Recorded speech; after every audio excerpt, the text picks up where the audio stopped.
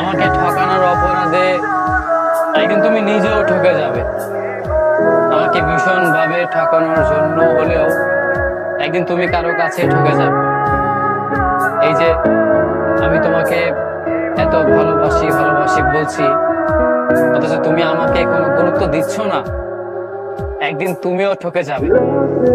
কোনো মানুষ তোমাকে ভীষণ ভাবে ঠকাবে, তখন তুমি তাকে প্রচন্ড বলবে যে আমি তোমাকে ভালোবাসি, আমাকে ছেড়ে যেও না। এই কথাগুলো বলার পরও সেই মানুষটা তোমাকে ছেড়ে যাবে।